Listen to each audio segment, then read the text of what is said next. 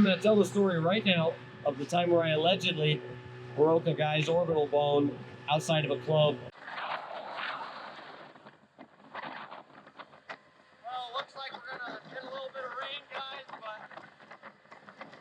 we'll keep you posted. And it was a bar fight. I've been in real brief history on me for those of you guys maybe who are just tuning into the channel and don't know who I am. Done every kind of security you can imagine for the last almost 15 years now, and I've been in probably, I can't put a number on it, but I can say definitely over 500 physical altercations, whether they be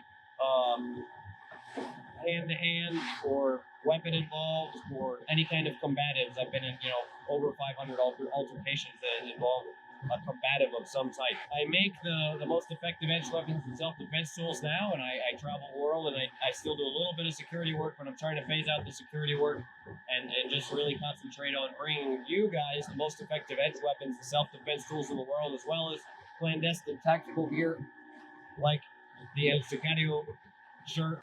Let me tell you this story, all right? So I'm allegedly at a bar that I worked at the time in Sarasota called Esca, okay? And it was upstairs of a parking garage.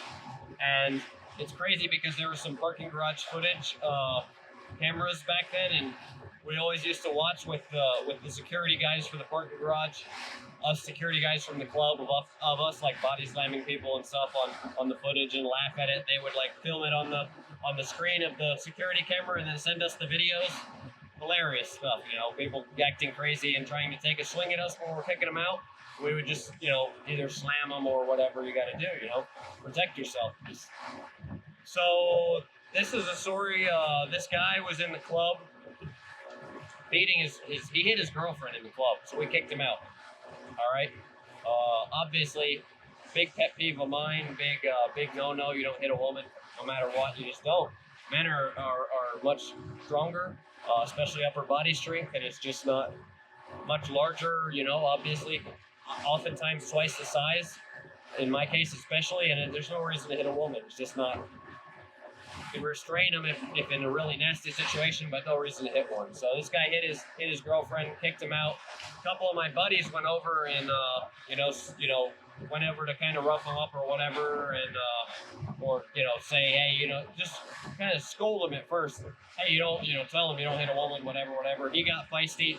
A bunch of his friends jumped in. I guess he was I found out later he was a guy that kind of like a rich kid type thing. Father had a construction company, and he was a big cocaine user, would do a lot of drugs and drink and beat and hit his girlfriend. Just a real POS, real scum of the earth kind of guy. And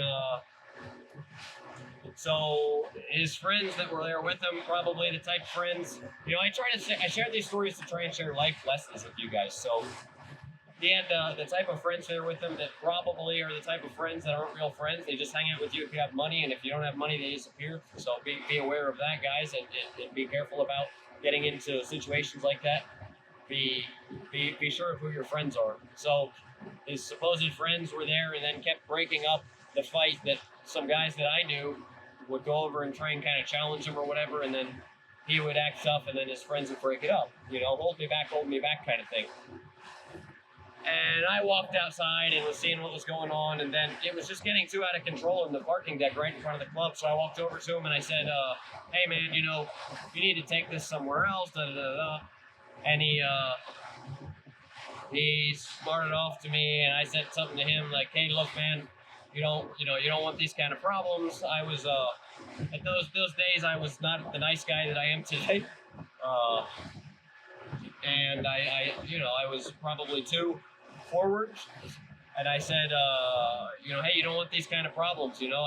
My line was, you got two choices. And I gave him I said, you got two choices, man. You can go home or you're going to have a bad day. Choice is yours, balls in your court. I didn't mess around with people. I just did, I was there to keep order and security. And if people got out of line, they needed to get straightened out. I was there to straighten people out. So I still remember what he said. I told him, hey, you got two choices. Make your decision now. And he yelled at me. you've probably never even seen a pair of titties, which I don't like to talk like that on my channel, but that's the exact comment he said back to me. And after I got done telling him you don't hit a woman, that was his response. Whatever the heck that means, I don't know. But he ran at me at that point. No, he didn't really run at me. I was walking over to him, and he walked towards me. And he took a swing at me, and I kind of went back like this. And his swing kind of grazed me right here. And I felt it went down, and then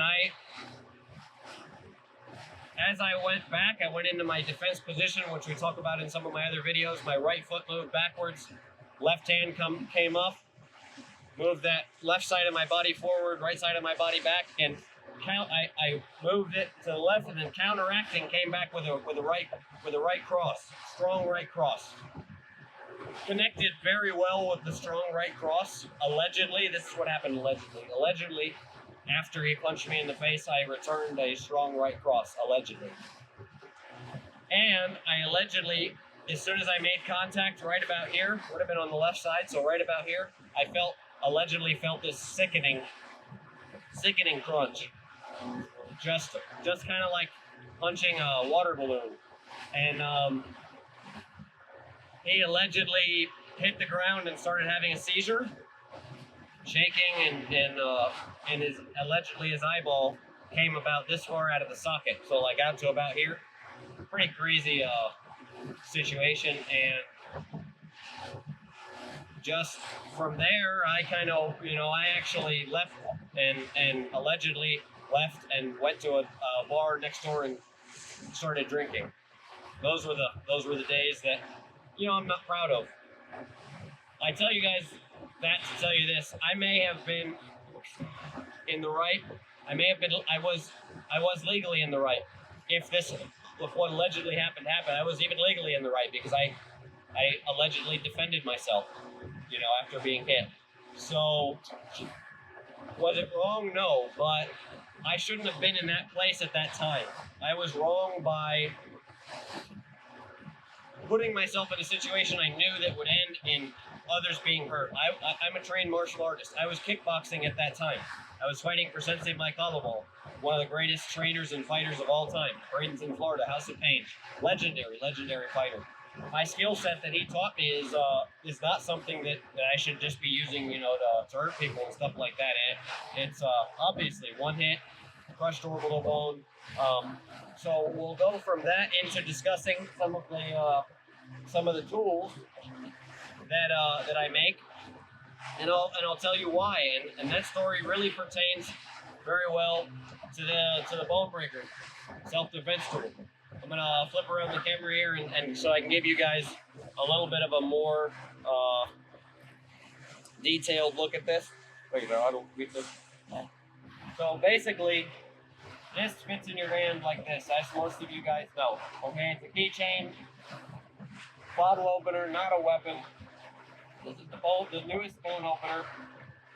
I've got a screwdriver in here. The screwdriver fits in here, so I can use that screwdriver, 1-inch bit. And it also protects the fist against the impacts to a fist. So, not that these two are related, but if I were to had this in my hand when I had punched that guy, I probably would have killed him. So that's why I tell you guys not to use these as a weapon. Because when you punch, you aim with those first two knuckles. And because I did everything properly, I lined up this joint, I used my physics and my force the right way. I only contacted with these two knuckles.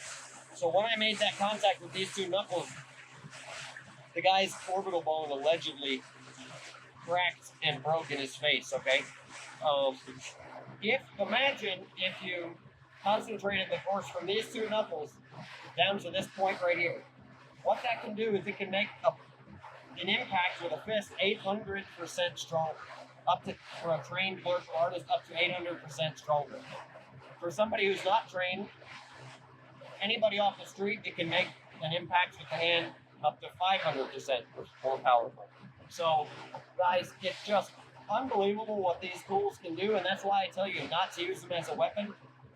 That's the story. If you guys want to, hear more stories like that, comment below. If you guys want any feedback, let me know what you want to see more of. But kind of just wanted to share that story and the new bone opener. This is the new steel bone opener. We've got new aluminum and new steel bone openers coming out. Steel is this is stainless. They're both rust proof. We're out here in the ocean, and not having to worry about this rusting or anything like that at all. So hit me up. Let me know what you want to see more of. Comment below. Give me a like. Give me a share. If you like it, bone out. Off the coast of eastern Honduras, way out here. Pretty far out from anything. Couple buddies.